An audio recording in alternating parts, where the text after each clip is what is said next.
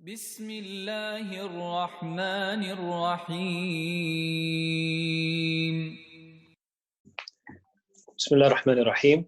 الحمد لله رب العالمين والعاقبة للمتقين والصلاة والسلام على أشرف الأنبياء المرسلين سيدنا وحبيبنا ومولانا محمد وعلى آله وصحبه أجمعين. اللهم صل وسلم وبارك على محمد وعلى آل محمد كما صليت على إبراهيم وعلى آل إبراهيم إنك حميد مجيد.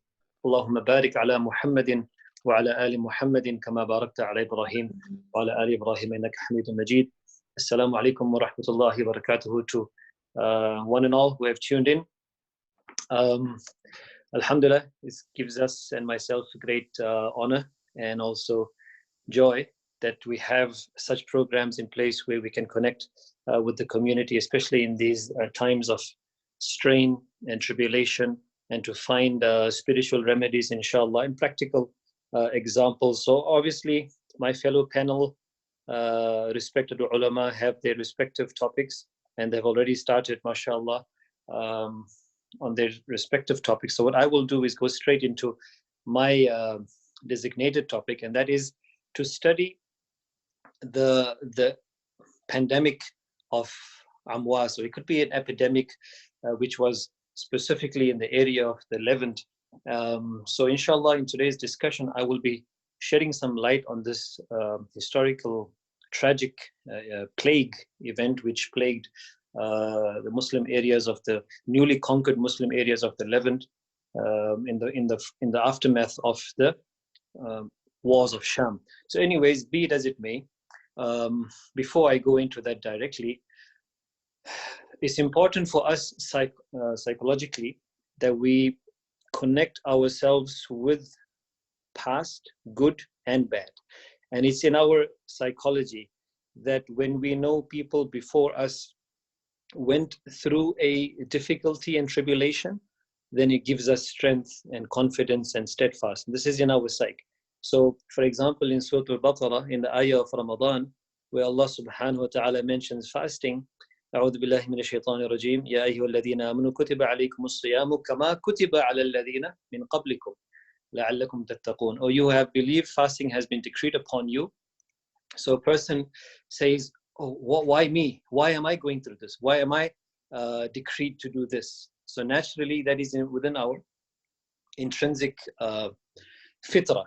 So Allah subhanahu wa ta'ala answered that immediately by saying, كَمَا كُتِبَ عَلَى الَّذِينَ مِنْ قَبْلِكُمْ, just as how it was already decreed upon those before you. So it gives us strength, it gives us confidence that we could actually not just equal that, but take it to the next level. Similarly, in hardship, when we go through calamities or tragedy, and when we read the seerah of Rasulullah sallallahu alaihi wasallam, the seerah of the Salaf al-Salihin, Sahaba, like we will do today, it gives us strength and confidence and steadfastness that when we go through pandemics of this sort, then it is not something new, and that people before us and our pious Salaf al-Salihin, pious predecessors, went through worst pandemics and epidemics in the form of this specific one, which we'll be talking about, Amwas. So firstly, just in light of COVID-19, which got,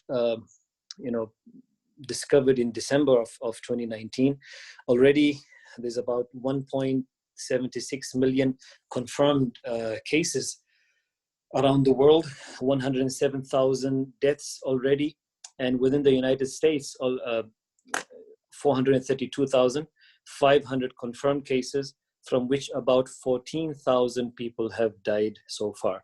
About half of them, or more than half of them alone, are in New York State, and the coronavirus is currently on par to trigger the worst recession since the Depression. So, in light of the current COVID-19 pandemic, before I go into the epidemic of Amwas, Amawas,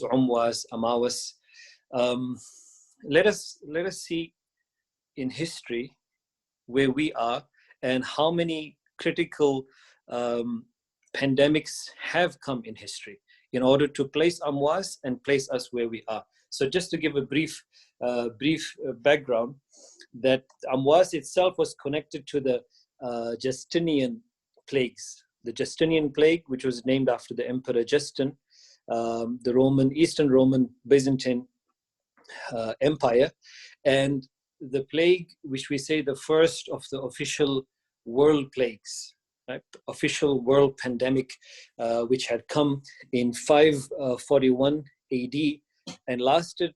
The effects of it lasted right till about 750, and the effects of it was what was the remnants leading and continuing into the plague of Amwas. So it started off in about 541 AD, total effect of it till about 750. Amwas came in about 639 AD. So the Justinian one, which we say the first official bubonic plague that the world had seen, the impact of that pandemic was such that it affected specifically the capital city, or the capital of the Eastern Roman Empire, Constantinople, and in fact, deadliest pandemic, one of the deadliest pandemics in history ever recorded. About 25 million people to 100 million people. 25 million to about 100 million people died from that first official bubonic plague over the course of 2 centuries. And then the cause of the plague, or the general plagues, the bubonic plague, is the Yersinia pestis, the common, which we say the cause of the plague, and the same bacterium responsible for the bubonic plagues, which affected Amwas, and also later on the biggest one recorded in history being the Black Death. So we come to that. So for now, just remember, Amwas comes after the official Justinian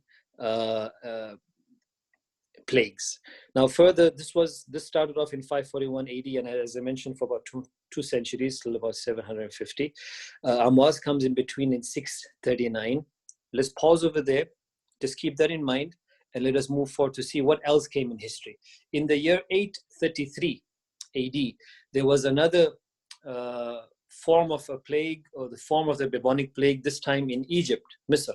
And the effect of this was that people who were in hierarchy, leadership and governance, they themselves had perished in the year 833. Fast forward 10 years later, the same plague had moved on, and 843, we have it reaching Azerbaijan, in which they say the amount of deaths were so many that there was not enough cloth to bury and use as a coffin for those who had died from that plague in 843. Then we move on to the year 1016, this time in Basra. 1016 in Basra, it was so widespread, hundreds of thousands of people died from this plague in 1016 in Basra. And the effect of this, they say, books of biographies of scholars of the time have written and recorded that people, the corpses were lined up in the streets. And many times families had perished. And since there was nobody to bury them, and at the same time there wasn't enough place in the qabristan to bury the dead, people for months were just kept in their homes of demise. And then months and months later, when it subsided, then there was a burial process. So for months, we're talking of people being buried as families within their homes. So this is you can imagine the severity of the matter. This was in the year 1016. Then we go on to the year 1056, back to Egypt, as well as Andalus, Muslim Spain. And this one from the books of Siyar A'lam al-Nubala, they've mentioned, Imam Dhahabi mentioned that حتى بقية المساجد مغلقة بلا مصل فيها. An important point over here to reflect on, that the effect of this pandemic was such in Andalus and in Egypt in the year 1056, that the masajid remained closed without any musalli therein. So just keep in mind that. So far, as you can see, we're building up from the Muslim areas, which people have went through in history. Then this leads up to the year 1347 to 1351, the Black Plague. You can say the Black Death. The second plague, which is a continuation of the Justinian one, a bubonic plague by nature, which is called the second one.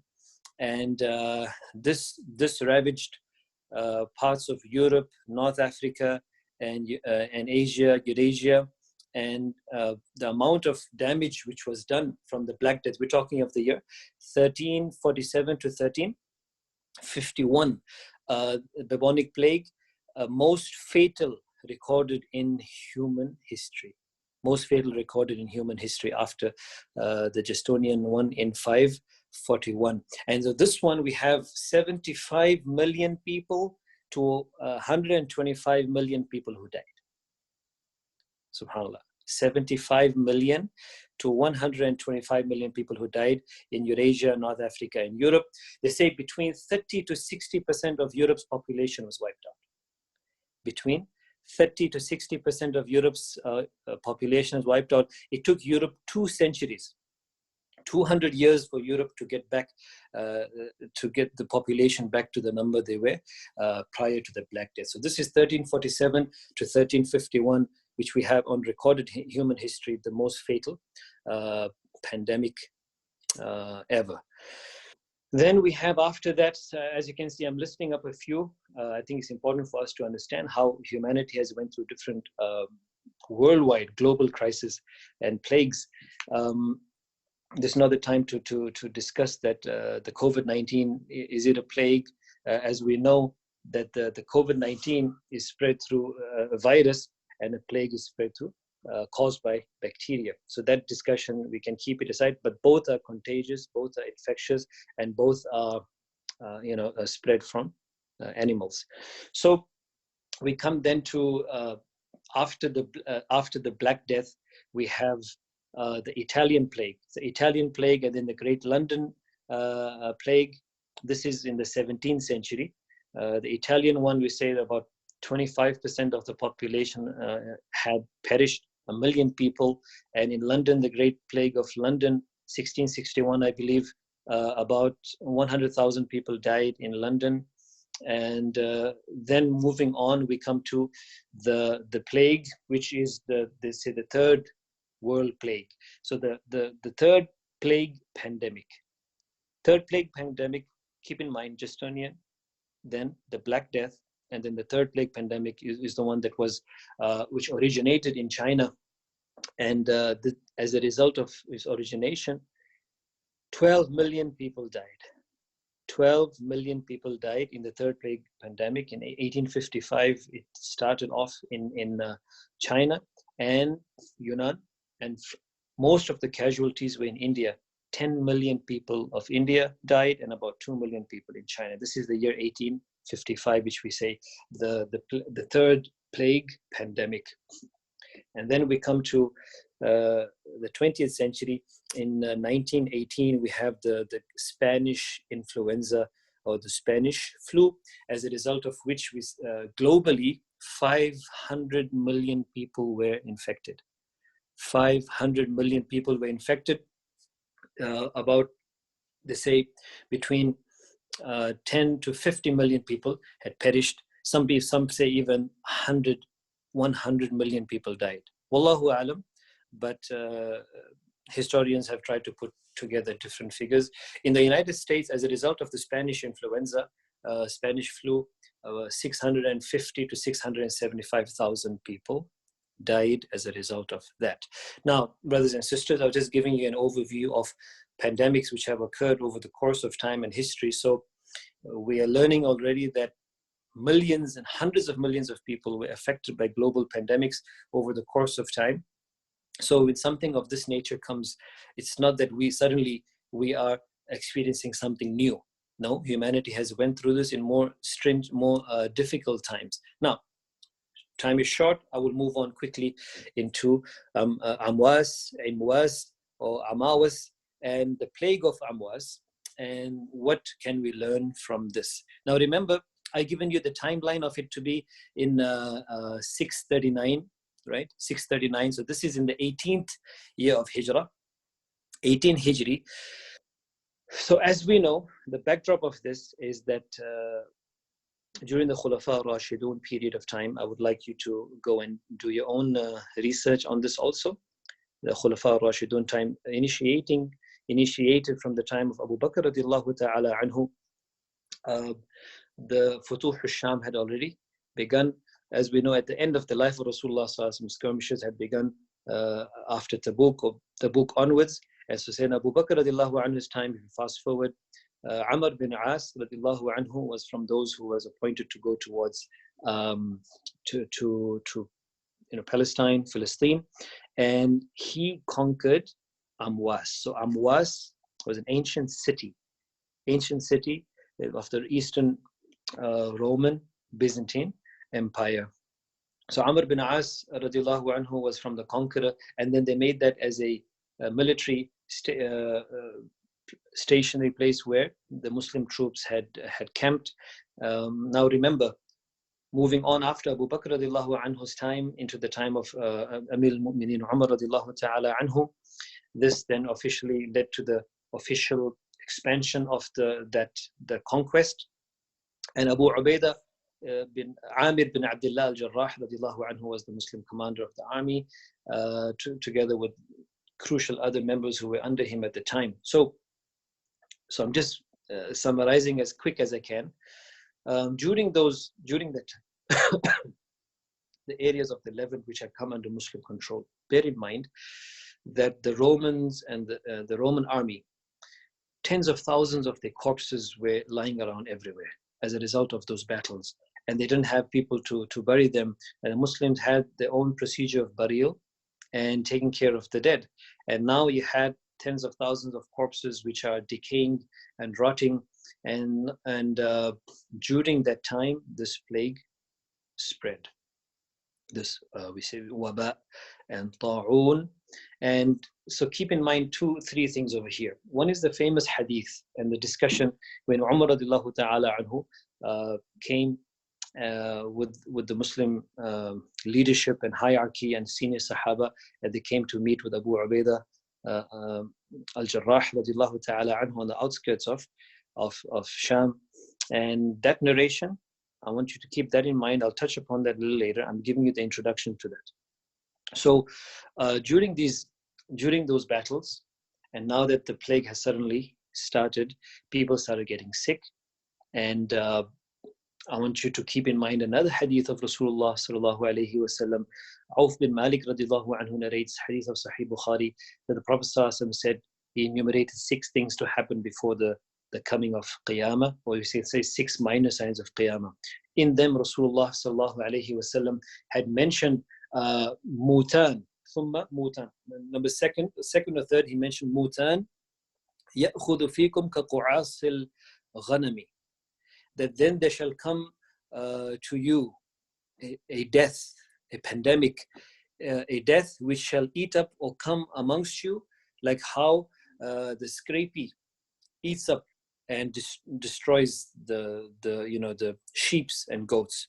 Scrapies, like the illness of scrapie, which comes and eats up and kills cattle. So Rasulullah gave that analogy, that then they shall come.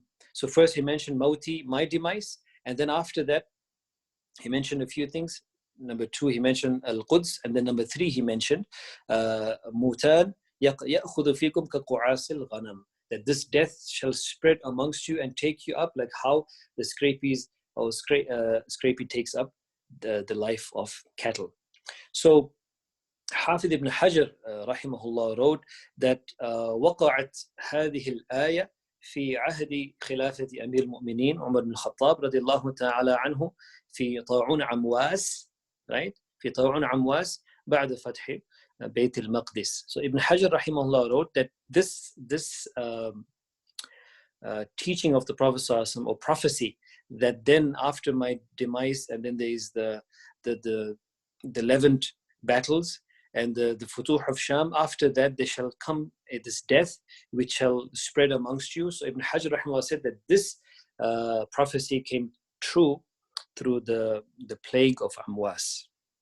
And Zamakhshari, he wrote that yes, this is Amwas plague which has been mentioned, that in 3 days 50 to 70,000 people died in 3 days. It totally lasted for about 35 to 40 days.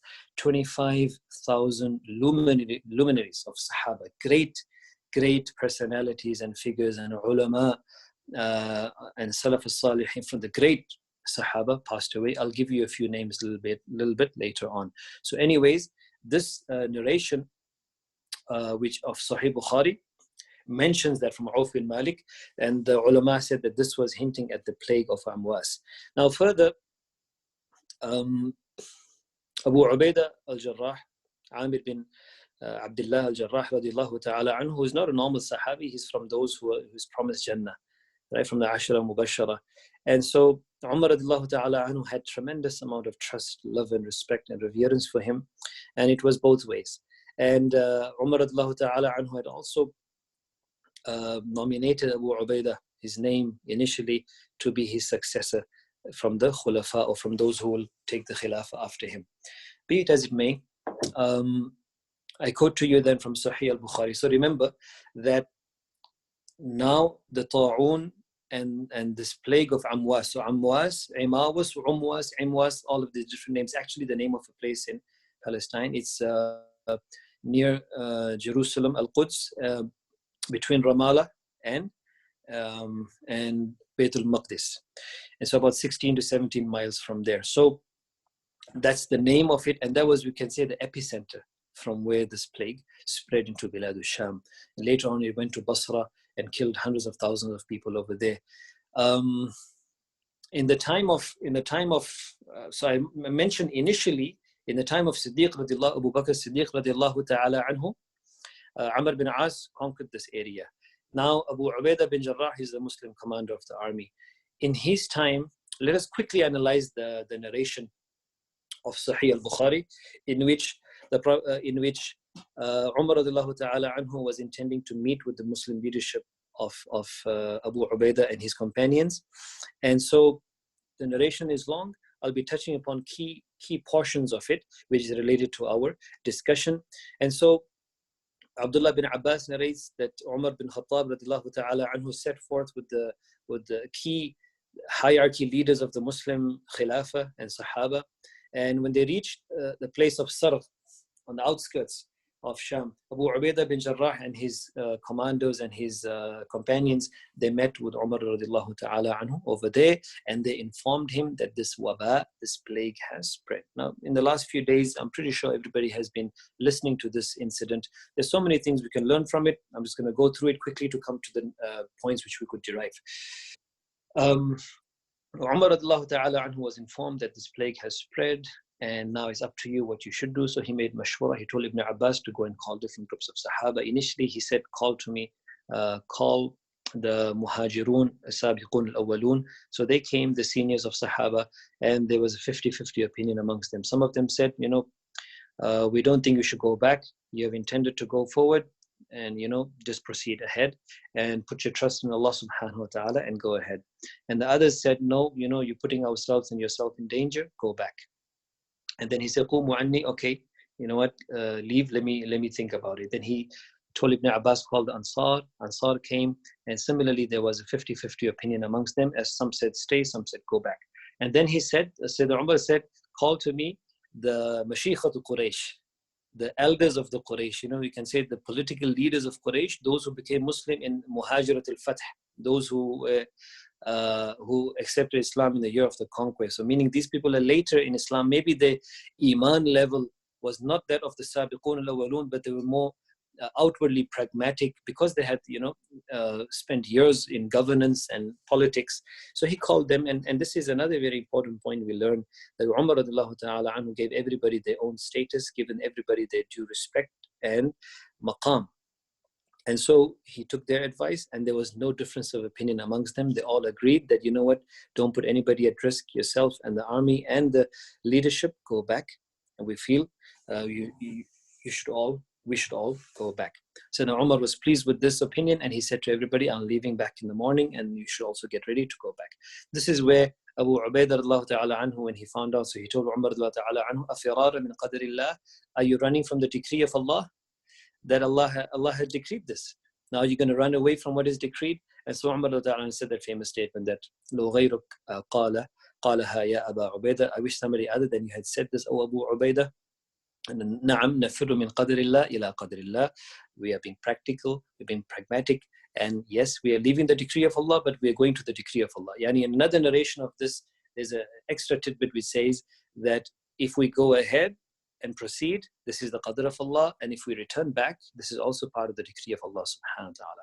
And during this time that this discussion, Abdul Rahman bin Auf came, another sahabi from the Ashra Mubashara, who came and he said, إن لي علم في هذا. I have some knowledge about this. And سمعت رسول الله صلى الله عليه وسلم يقول, I heard the Prophet صلى الله عليه وسلم saying that when you are in a place, if you are in a place where you've heard about the ta'un and you've heard about this waba, it has spread, then لا تقدموا عليها. Don't go and proceed forward on it. Don't go and put yourself at risk.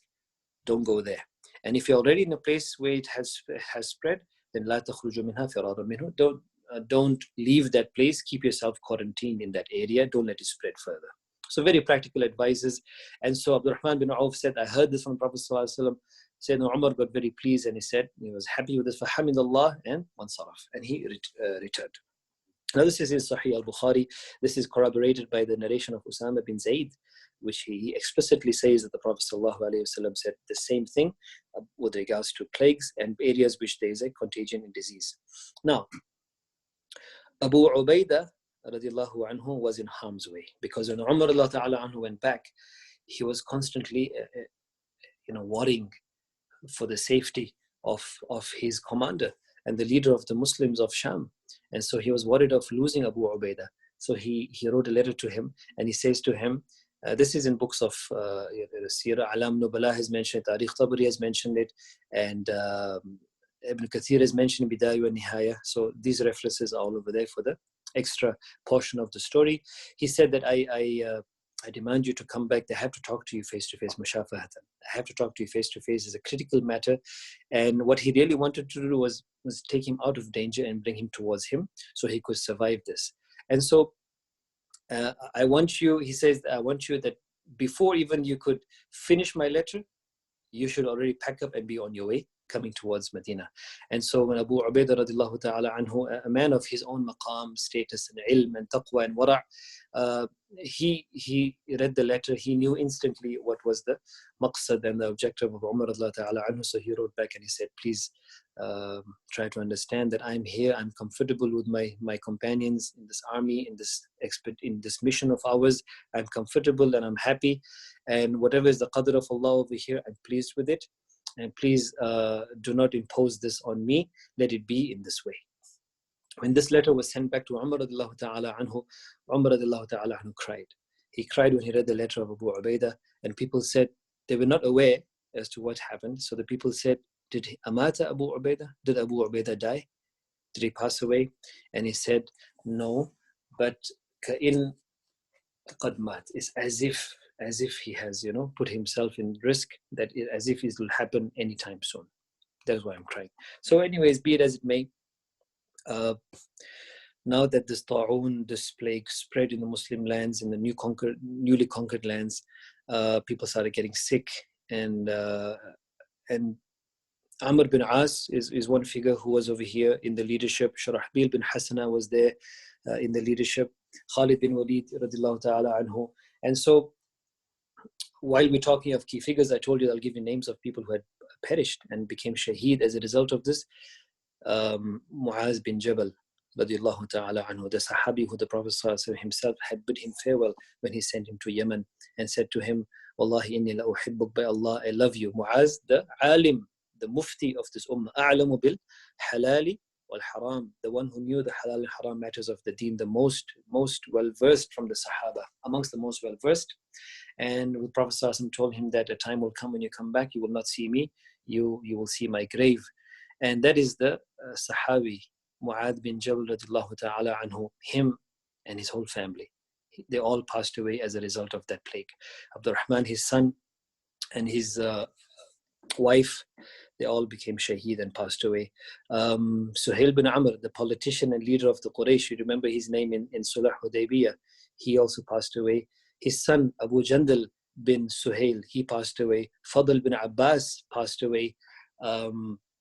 We mentioned Mu'adh bin Jabal radiallahu ta'ala anhu. Now during this time, now that the sickness has, this plague has spread rampantly, Umar radiallahu ta'ala anhu's leadership, the books of Sirah have mentioned, and Tariq, that during that time, even he was constantly advising the Muslims over there as to how they should try to safeguard themselves. Remember, they didn't have any practical measures or know-how at the time of this contagion and how to protect oneself. They were right in the middle of it. Their iman was guiding them, and it was the taqwa that most of them stayed, and most of them made taslim of the situation, and they said, Ya Allah, the dua was, Ya Allah, accept us in this shahada. So Abu Ubaidah radiallahu ta'ala anhu gave a khutbah.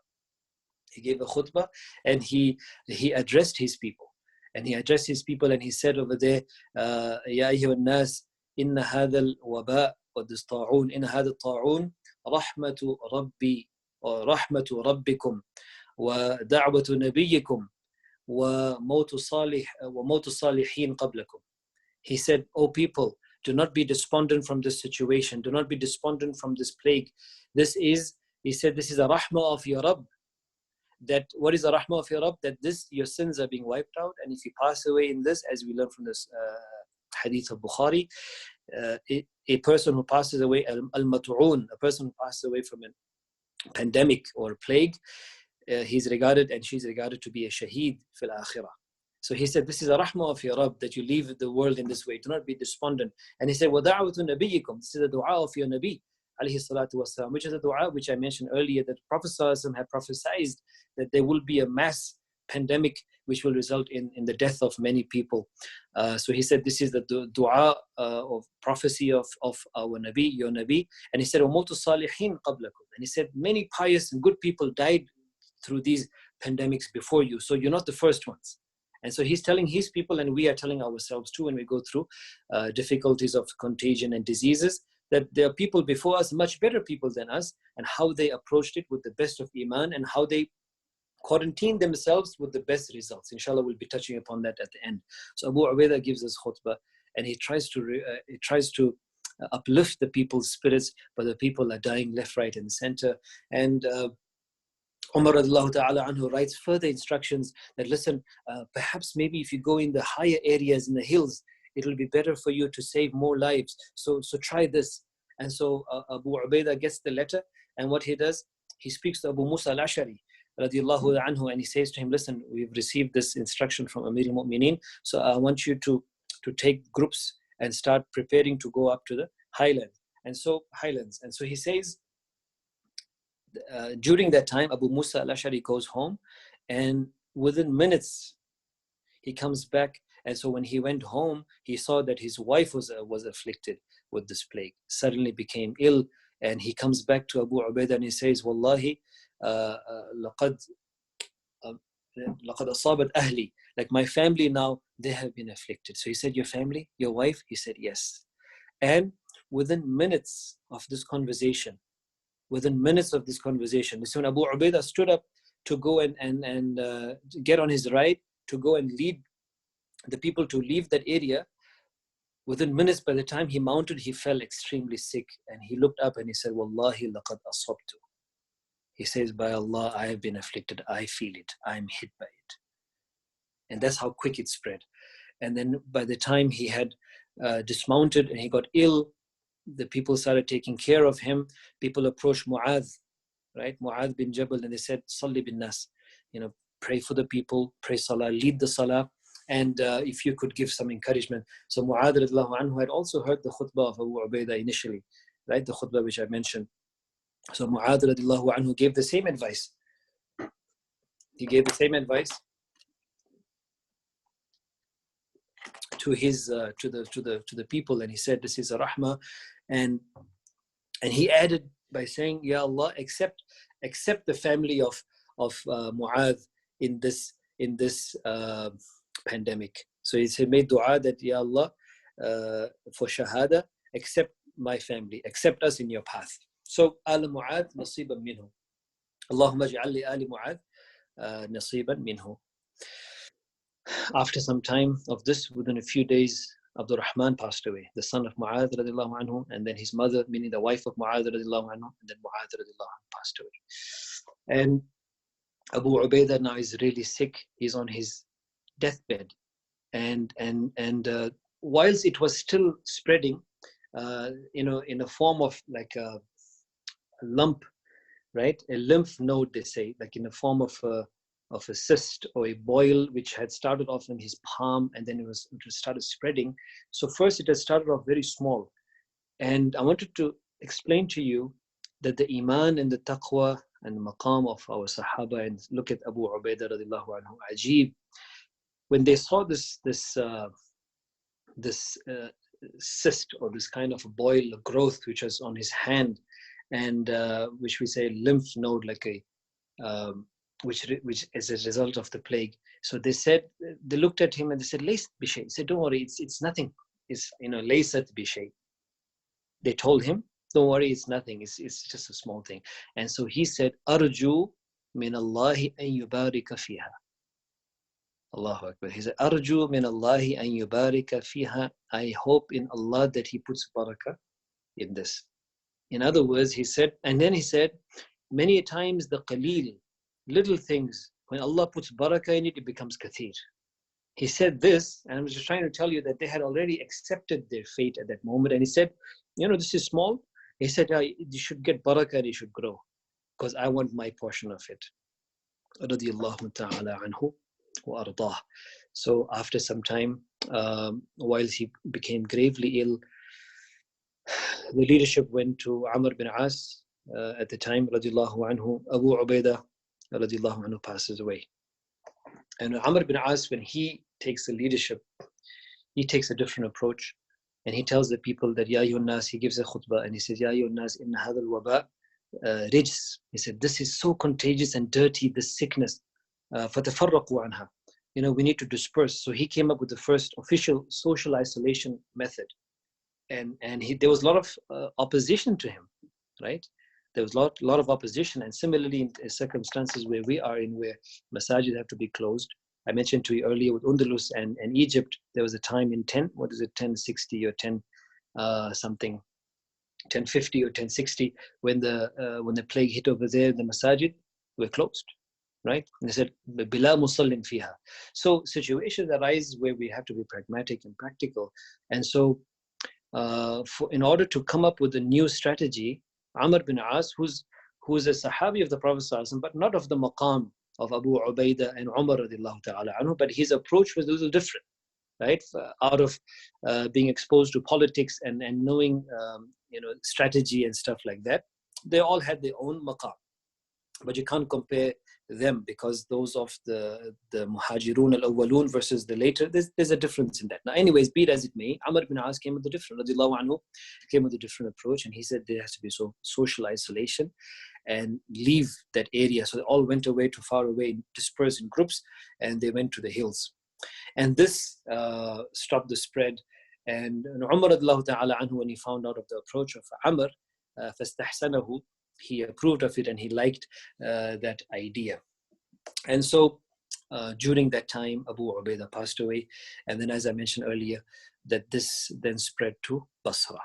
Now, brothers and sisters, the ta'un, which had spread in this way, we've covered the area of Amwas. So this was the land of Amwas. The plague became known as Amwas because of the location. Secondly, the Bayt al-Maqdis was in 16 Hijrah, the year 16 of Hijrah.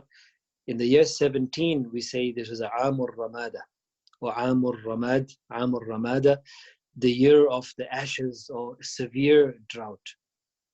So I want to explain to you and remind us over here that the difficulties which the Sahaba went through as the best of the Ummah, we could never experience the difficulties they went through, because after Bayt al-Maqdis, when in the year 17 was this year where a severe famine spread as a result of drought. And they call it Ramad, like ashy, because the ground had become ash-like, and the wind used to blow this dry dust and sand onto the faces of people. The people's faces have become darkened and smoky and ashy as a result of the drought and famine. And this was in the year 17 of Hijrah, prior to the year of the plague. So one after the other, huge difficulties struck the Ummah. The Amur Ramad, the situation was such that between 10 to 20,000 people from the outskirts of different Arabian tribes had come and camped on the outskirts of Medina in search of food. And the situation was such that Umar radiallahu ta'ala anhu, he had a habit of checking up on his subordinates and making sure that everybody is okay. And so he finds that there's nobody in the streets. He finds that the people لم يتحدث الناس على منازلهم وفي منازلهم على العادة. People are not even talking anymore. People were quarantined in Medina, in their homes. And today we are quarantined in situations where we have groceries piled up, which will be sufficient and stocked up for the next whole month, right? Everything is at our disposal, but yet we complain, yet we are not happy, yet we are constantly disappointed and annoyed and angry. The people of Medina were quarantined in their homes, and the Ibn Kathir rahimullah has written in Al-Bidayah wa Nihaya, he said that لم يتحدث الناس في منازلهم على العادة. The people were not even talking within themselves in their homes like how they used to talk on a normal day, as a result of this situation where people were hungry and scared and worried. ولم يجد أحدا يضحك. And Umar didn't find people laughing in those days. Like, when people get together. So he goes and he asks some of his friends and close companions that, this is something we will continue with the dua, but let us continue to try to use the Baytul Mal to help the people. And he says, but how come there's not even anybody who's out in the streets asking anymore? So they said, oh Amir al-Mu'mineen, the questioner, the petitioner didn't receive anything. There's nobody to give to the petitioner and the person who's asking. So people have given up even on asking. So this is the situation. The people were of Sahaba, and they were the Sahaba's children at the time. So they came up with different approaches, but this lasted for about 8 to 9 months. Within that time, and Umar ta'ala anhu wrote to Abu Ubaidah, so I'm saying Abu Ubaidah al-Jarrah radiallahu ta'ala anhu, a year before the pandemic and the plague, or epidemic, whichever way you want to look at it, asked for help from the governance of Sham. And then he wrote to Amr ibn As, who was in Egypt at the time. And then slowly help started coming. And then it took about 9 to 10 months for people to just regain back a little bit of their income and hunger. And then those people who had camped on the outskirts, they finally had left after a year or so. So brothers and sisters, this was the year of Ramada, and had tremendous amount of difficulty, hunger, starvation, poverty. And then when they had recovered from this and the Futuh al-Sham continued, then Amwas took place. So one after the other tragedy was striking the Ummah. So about 25,000 people died from Amwas. We're talking of 25,000 Sahaba. Some people have written, Zamakhshari wrote 70,000 to 125,000 people died within 3 days. So between 3 to 7 days, that's the number Zamakhshari has written. Allah subhanahu wa ta'ala knows best. So with that, my portion of explaining the history of Amwas, the background, the aftermath, and the results of it, I have covered that to the best of my ability. I just want to add 1 or 2 hadith, inshallah, and we will conclude over there. So remember, in Islam, we are taught to be practical and tie the camel, be practical in our approach, and then put the tawakkul and trust in Allah subhanahu wa ta'ala. These occasions in which the world is experiencing a pandemic in the sort of the COVID-19 is also a time for us to reflect. It's time for us to reflect on our weakness and feeble nature of insan, that once we come out of our comfort zone, we get really, really sensitive.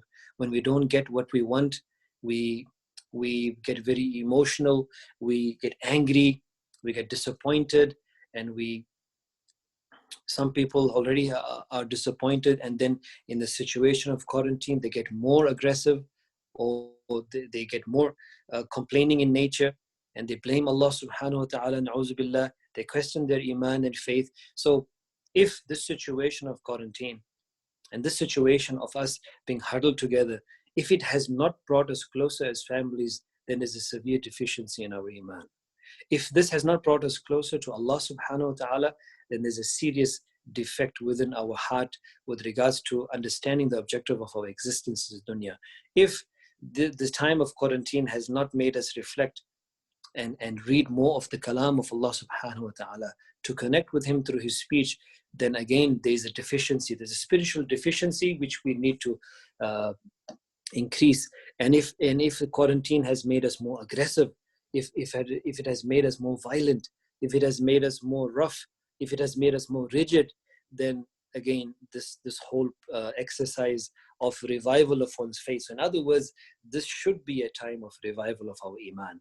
Jaddidu imanakum. Sahaba were told by the Prophet ﷺ, keep renewing your faith.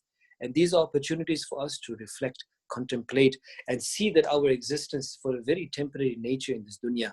And how we could make most of our time in this dunya is to use our times. Actually, if a person looks at it proactively and positively, we will find so many things to do as a family to become more successful, spiritually connected. We could start doing more salah with jama'ah, ta'aleem of reading from the hadith of the Prophet ﷺ in our homes, putting challenges of memorization of Quran, study of hadith, learning the masail, coming up with class ideas with our ulama and mashayikh and connecting with them.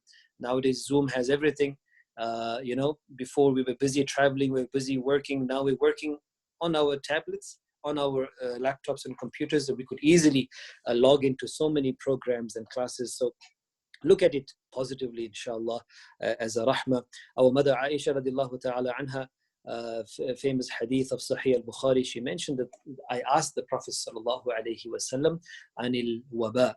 I asked him about these plagues which come in the world, and ta'un, what is its reality? So he mentioned alayhi salatu wassalam that it is a rahmah of Allah subhanahu wa ta'ala, yani yab'athuhu Allahu ala man yasha'u min ibadihi adhaban. Allah can send it as a punishment on whomsoever He wishes as a punishment. He didn't say the disbelievers.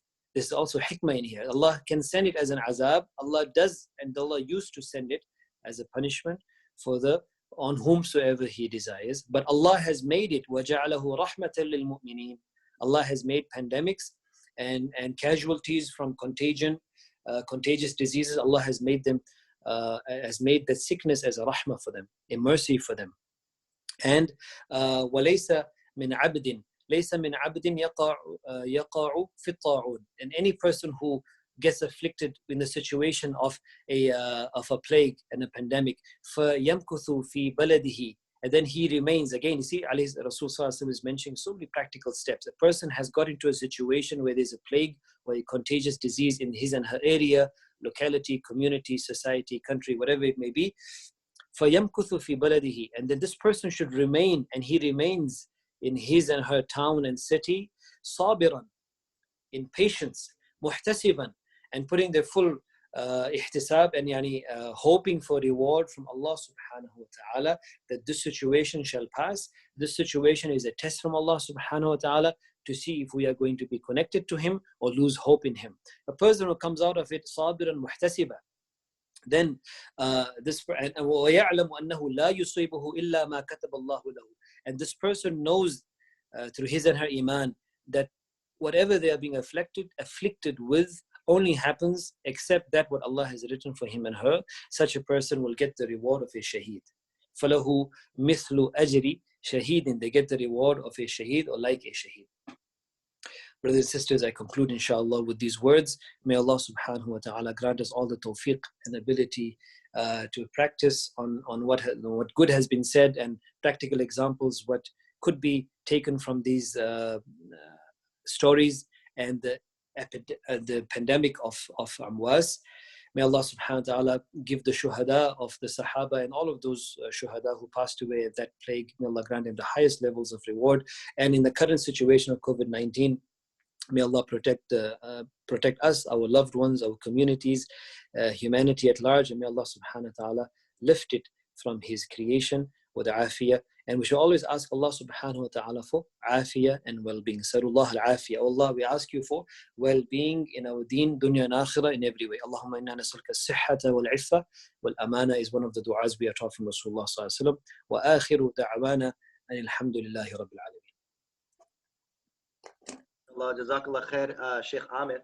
Allah Ta'ala reward you for this highly informative and inspirational, actually, lecture. I just wanted to highlight this point, Maulana, that what I enjoyed most about your presentation was the fact that when you really look at the holistic picture, you look at history as a whole, and you see, subhanallah, the way you just so beautifully from the earliest, BC, right? You started just mentioning about the different plagues that took place in the, chronologically and throughout history, and then brought it all the way back to our time. It makes us seem almost, how do you say, insignificant. Insignificant, yes. What I millions mean, and millions of people. Obviously, it's not insignificant, but in the sense that sometimes our problems become magnified when you think that, oh my God, this is happening to us, as if it never happened to anybody before. And the beautiful ayah that you quoted, كُتِبَ عَلَيْكُمُ الصِّيَامُ كَمَا كُتِبَ عَلَى الَّذِينَ مِن قَبْلِكُم. That, how Allah Ta'ala tries to lighten the burden, so to say, of the fasting by reminding us this is not something that's a boj and a burden that has been placed on you. This was something that I had made an obligation of, upon the people who came before. So excellent, Maulana. I mean, that in itself lightens our burden that we are in right now. And I think I benefited greatly from that one point. Allah Ta'ala reward you. MashaAllah. Oh, yeah. Barakallah fikum. May Allah accept it. Jazakallah Mufti Aamir. Recommendations on this topic? Some people are asking. Recommendations. There are portions of, I was looking through Siyar A'lam al-Nubala, where Hafiz Dhahabi has written from the Sirah and the biography of those generations of people who were afflicted. So some of those volumes, you'll have to seep through and find which volume, I don't recall exactly. But similarly, Bidayah wa Nihaya has been, Hafiz ibn Kathir has mentioned situations of difficulties. Ibn Hajar rahimahullah, Hafiz ibn Hajar rahimahullah, subhanAllah, he lost 3 of his daughters. 3 of his daughters passed away in one of the plagues which had hit Egypt in his time. And look at his approach. When he lost his daughters, he wrote a book of 400 pages, an encyclopedia. I wrote his name, I wrote the book's name somewhere. We need to, Badlul Ma'un fi Fadli Ta'un. SubhanAllah. Hajar rahimahullah, after losing 3 daughters, he wrote an encyclopedia of 400 pages in which he went through the whole history of plagues, and he wrote the spiritual benefits of it, and the approach was different. But anyways, that is something which is present in some bookstores around the world. Jazakallah khair. And I think a lot of those books are in Arabic. Maulana, you also mentioned Zamakhshari. Is that a particular book from a particular book, from a tafsir? No. Zamakhshari has been quoted by I think Ibn Hajar quoted him. Wallahu alam.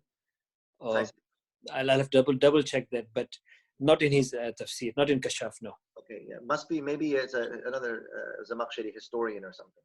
Historian, because it was tarihi narration.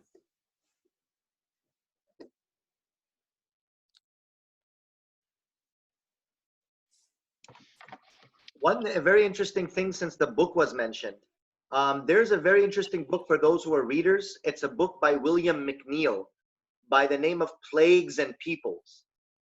William McNeill, Plagues and Peoples. And it's interesting because the whole idea of this book is how history, and it's interesting, very fascinating how Mufti Aamir, expounded on the plague. But it actually, this book, the historian who discusses it, he's an anthropologist. He discusses this point of how infectious disease probably played a greater role in history than anything else. And look at how much it's changed our lives. I mean, COVID-19 has literally flipped upside down all of, how do you say, how we live as human beings.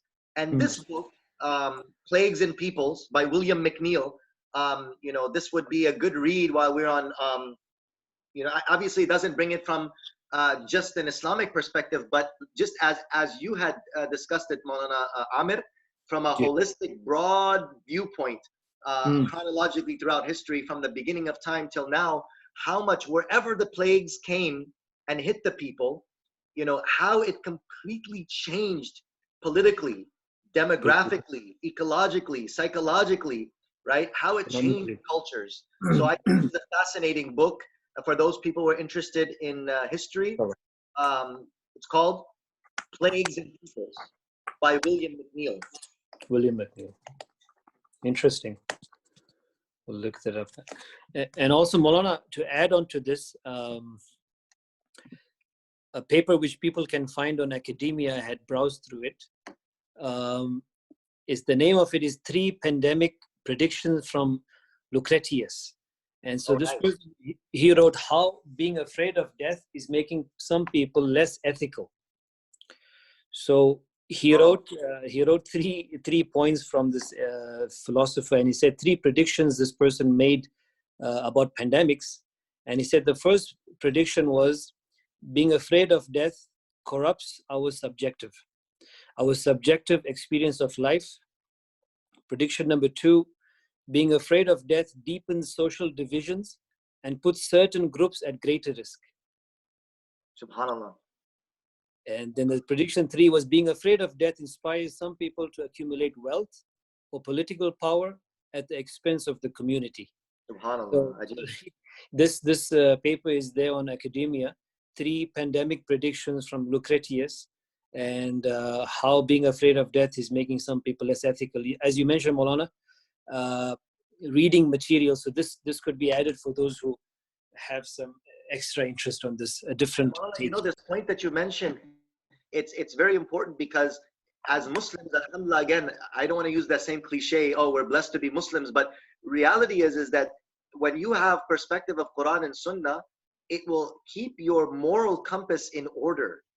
Otherwise, what happens to a person, Khudai na khasta, if he does not have Iman, literally it's a moral dilemma. You will kill, people, what people were doing, big time boost in gun sales.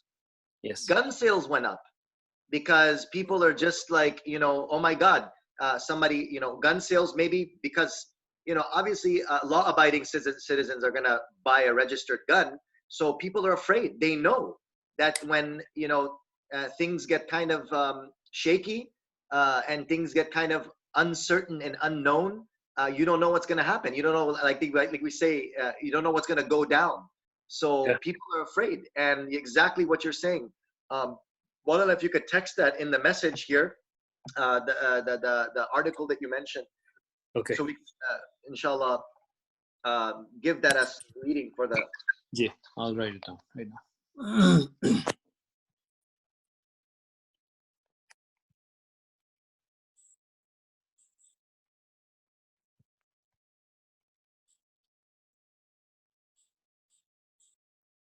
Actually, I'll just send the link. Maybe the link would come, and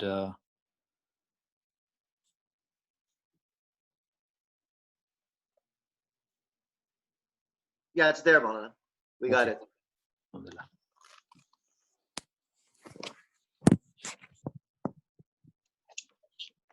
If there's any further questions from the listeners, they can post it on the YouTube chat, inshallah.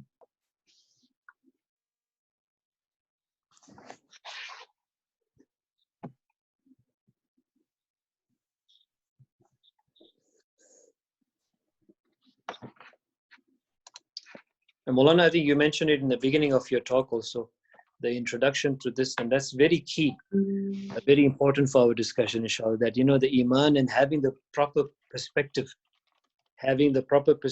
in all of this suffering, it's so important. Jazakumullah khairan.